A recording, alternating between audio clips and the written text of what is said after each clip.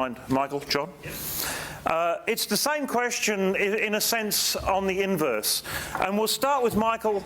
Michael, what piece of evidence, formula, piece of reasoning, whatever, what would cause you to believe in God? A deposit of $10 million in a Swiss bank account under my name. That's a really hopeful answer. And yeah, I know. And if it comes true, I think I'm there with you. And perhaps as glib, we may get an answer from John on, in a sense, the same question in inverse. What piece of evidence, mathematical formula, piece of reasoning would cause you to abandon your belief in God? Historical evidence that Jesus Christ had not risen from the dead. Can you describe the form that would take? I mean, we've already got $10 million out of it. I would want you to describe it to me because, I mean, you've suggested that's the kind of evidence that I would expect, because my faith is based on evidence. It's not based on anything else. So evidence is crucial for me.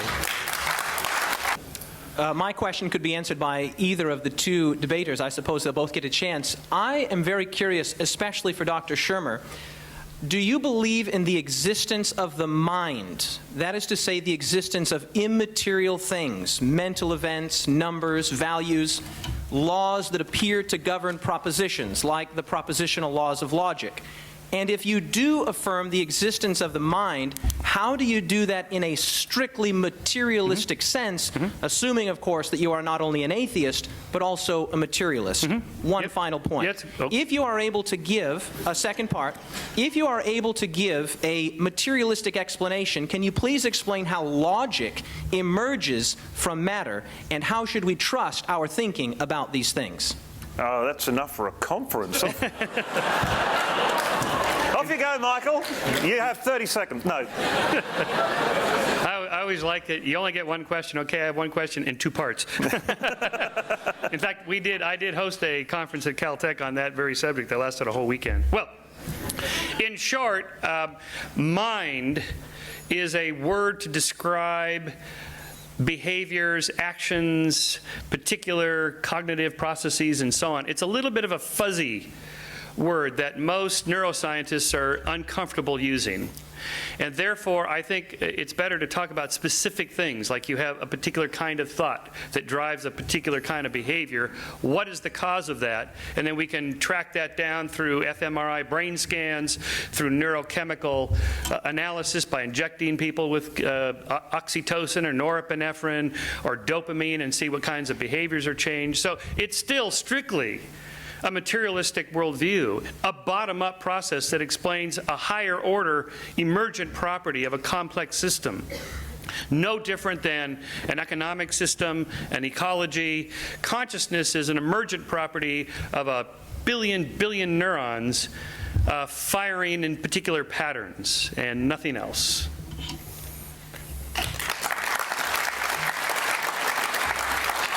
John, would you have anything to add to that? Well, I admire this man's faith, I really do.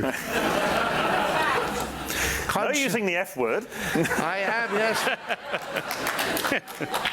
Conscience is nothing but a firing of a billion neurons, but there's not a scrap of evidence for it. Asking the neuroscientists in Cambridge, in Oxford, sorry, they tell me no one knows what consciousness is. No one even knows, ladies and gentlemen, what energy is. And I think what really this question illustrates is the difference between our two worldviews. The one worldview starts off with matter-energy, and because it doesn't believe in anything transcendent, it is forced to confine all explanation to be ultimately reductionist and totally bottom-up.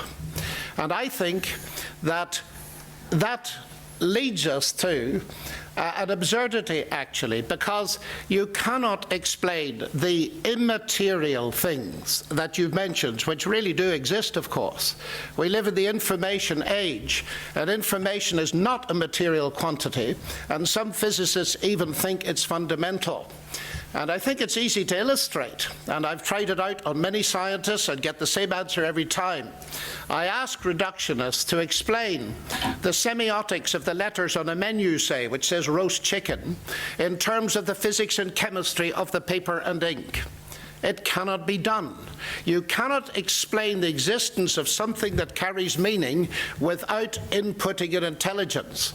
So that the biblical notion, in the beginning was the Word, makes far more sense to me than the notion in the beginning were the particles. And we have to decide which of the two worldviews makes sense. To my mind, the first one undermines rationality on which I do science.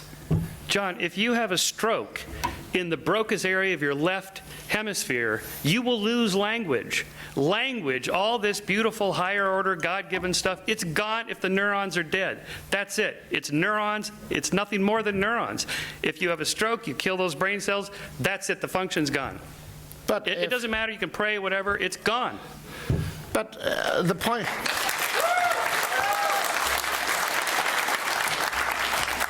You've got a marvelous cheer group here, haven't you? Well, you got this guy right here. He's louder.